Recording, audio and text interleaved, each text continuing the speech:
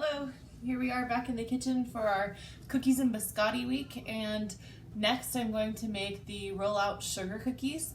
The website where I got this is Semi-Sweet Designs or Semi-Sweet Mike, and he has really good flavors. So there's also like a chocolate hazelnut. If you like Nutella, you could try that one. There's a chipotle chili one that's chocolate and chili. There are, I believe there's an orange one, and there's some other flavors, and they're all really good. The toffee one is awesome too. So if you want to try something more adventurous and you have the ingredients for it, you could do that instead. This is just the cookie that I chose. Remember, the list also has like bar cookies, so like your brownies, lemon bars, blueberry pie bars. There's a pineapple bar with coconut drizzle. There's a bunch of different options. So let me know if you want the recipe for one of those instead, or if you had a different recipe, you could use that.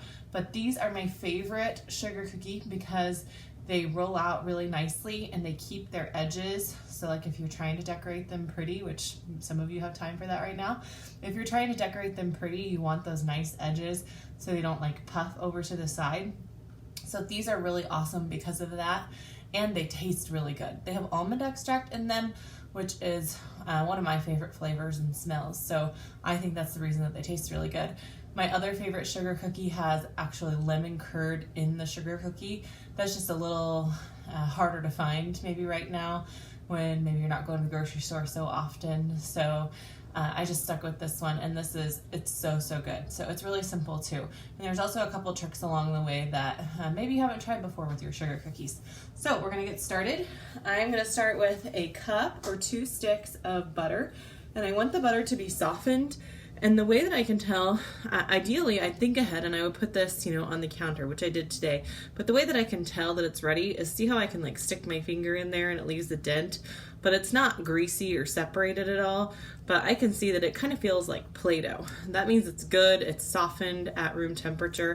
So that's good to go right there. So I am going to put 1 cup of butter into my mixer here. And I'm using unsalted butter. Unsalted is what I prefer because you can add your own salt. You can't take out salt once it's in there. You can add your own salt if you want to. So I just buy and use unsalted. If I happen to, have some salted, it's fine too. You could use that. If that's all you have, then I would suggest a little less salt or no salt at all in your recipe. So I have that. I have a cup of granulated sugar. Remember, granulated sugar is just that all-purpose sugar, your regular sugar. Okay, and then I'm gonna cream that together. So our cookie method often just involves creaming the fat and the sugars first, and then you add your eggs, your vanilla, and your dry ingredients. So I'm gonna start with that. I have a mixer. If you don't have a stand mixer, you could certainly use like a handheld mixer. If you don't have that, you could do this by hand. You just have to really make sure that your butter is softened so that you can do this by hand. So I am going to start that. Let me get that. So here's the butter and sugar creaming. I use the beater blade attachment. I have one that has a little rubber scraper attached to the side, and you can see how they're fluffing together in there. But I also know that I am going to need to scrape down the sides a little bit. I want it to be till it's light and fluffy. You can see how the sugar and butter are coming together, and that's because my butter is at the appropriate temperature. So I am so that I can scrape down the sides. So I'll scrape down the sides. I should probably stop it so I don't lose a hand. And then, has anyone ever seen the Blair Witch Project? I feel like you probably think you're watching that right now with my fantastic video skills.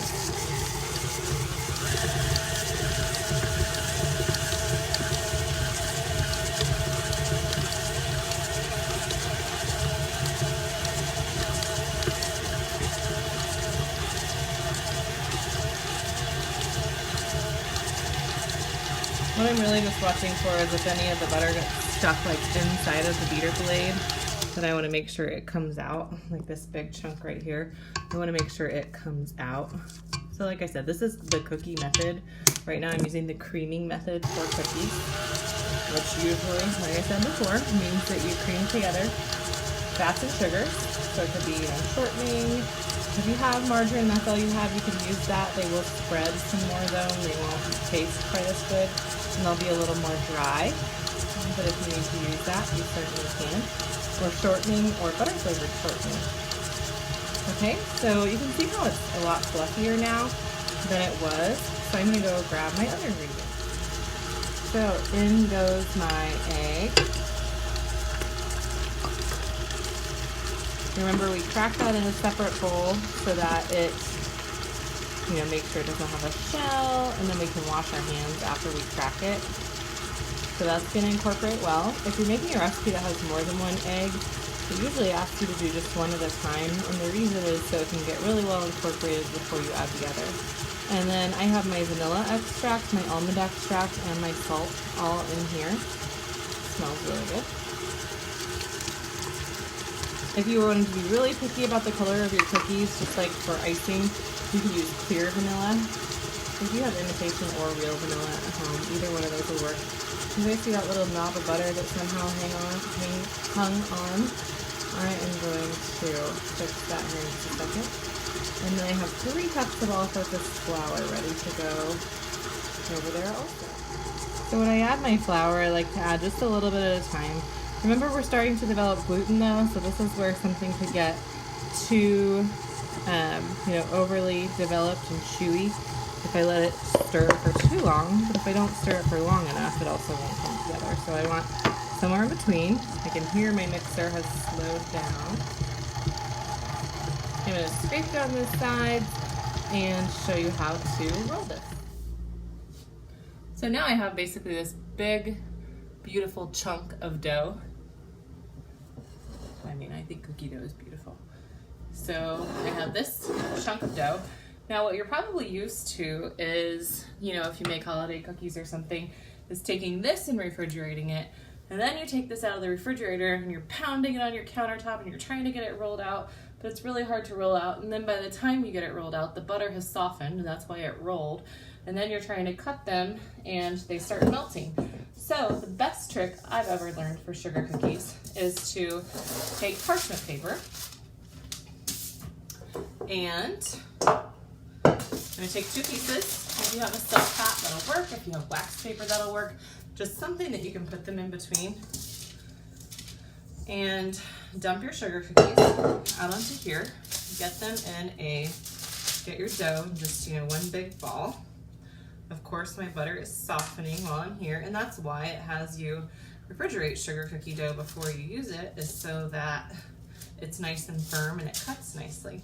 So I have this big ball of dough, and then I'm just going to put, I want us to roll this way, I'm going to put my sugar cookie dough on here, and I'm going to go ahead and roll it out. So I have a rolling pin that has edges on it also, and those are really handy for things like this. I have this, and it has these, so then I can take this off, and then I can pick which one I want, and then that will be on the end. So if I use this, it'll roll it to the thickness of this purple, so it won't let me roll it any flatter than that. It's pretty cool. So if you probably don't have one of those, that was one of those, Christmas or birthday gifts for the lady who likes to cook but probably has everything she needs.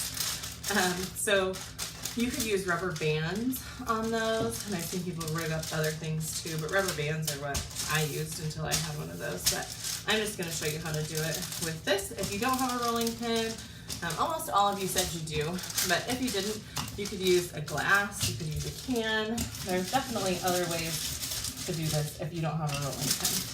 So I'm going to roll this out to about 1/4 inch thick. We don't want them to be too, tall here. I wouldn't say they puff up really though, so whatever you roll them is about the thickness that you're going to get when you cut them too. And then remember, you want them to be even, especially if you're going to decorate them. So I'm just applying even pressure back and forth on here. I don't want any ridges or anything in there. Okay. That is about the thickness that I like my sugar cookies to be. So I am going to leave it. And then and I am going to put it in my refrigerator. Now I happen to have an extra refrigerator to put this on a pan and put this in the fridge. If you don't, or maybe your fridges are full because you guys have been, just went to the grocery store and you're not gonna go for another 2 weeks, then you can cut this in half and then just stack them on top of each other, and that will work too. So, and we've done that at school a lot. We put them in sheet pans and then we just stack all the sheet pans right on top of each other, and we'll have, our last event, I think we did 700 sugar cookies. So they are just stacked on top of each other, and that works fine. So don't think that it's, precious cargo that has to be in this big slab. Just cut it, maybe right here, and then stack these two on top of each other, and that's more likely to fit into a refrigerator. So that's where I'm gonna leave you for now. And then when I come back, this is going to be chilled, and we will cut it and bake it, and we'll have a really yummy sugar cookies.